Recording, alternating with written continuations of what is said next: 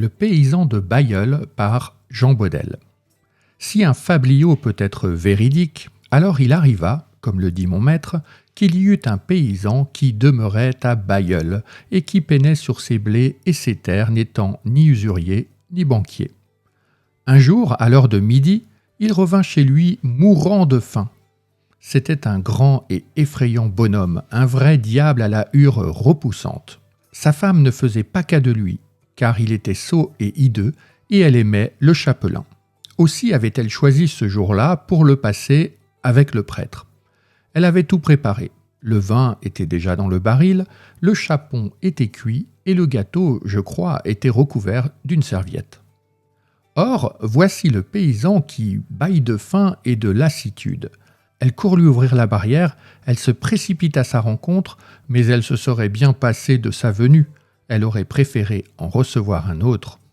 Puis elle lui dit, pour tromper, en femme qui, assurément, l'eût mieux aimé mort et enterré, « Sire, fait-elle, que Dieu me bénisse. Comme je vous vois épuisé et pâle, vous n'avez que la peau et les os. »« Herme, je meurs de faim. La bouillie est-elle prête ?»« Oui, vous vous mourrez, c'est une certitude. Jamais vous n'entendrez rien dire de plus vrai.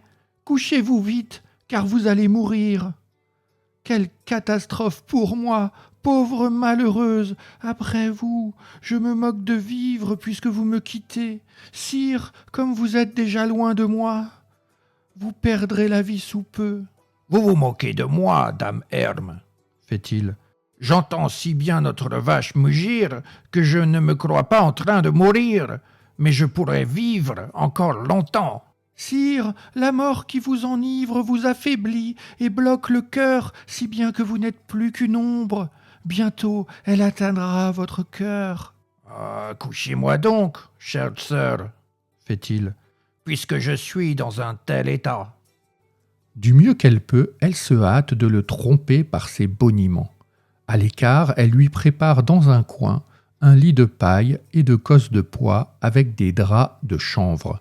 Puis elle le déshabille et le couche, elle lui ferme les yeux et la bouche, elle se laisse choir sur son corps. « Mon frère, dit-elle, tu es mort, Dieu ait pitié de ton âme. Que fera ta malheureuse femme qui pour toi se tuera de douleur ?» Le paysan gît sous le linceul, s'imaginant aussitôt être mort. Quant à la femme, elle va chercher le prêtre. Elle était particulièrement rouée et astucieuse. De son mari de paysan, elle lui raconte tout en détail et lui révèle sa sottise. L'un et l'autre sont heureux que les choses se soient passées ainsi et ils s'en reviennent ensemble, tout préoccupés par leurs plaisirs amoureux. Dès que le prêtre passe la porte, il commence à lire ses psaumes et la dame à se battre les paumes. Mais dame Herme joue si bien la comédie que de ses yeux ne tombe pas une seule larme. C'est à contre-cœur qu'elle le fait, et bientôt elle abandonne. Le prêtre se contente d'une courte litanie, peu soucieux de recommander l'âme à Dieu, et il se retire de leur côté dans un recoin. Il la délace et la déshabille, et sur une couche de paille fraîche, ils se sont l'un et l'autre abattus, lui dessus et elle dessous. Le paysan voit tout leur manège. Bien que recouvert du linceul, il gardait les yeux ouverts. Il voit la paille remuer et le chaperon bouger. Il sait bien que c'est le chapelain. « Ça, par exemple, dit le paysan au prêtre.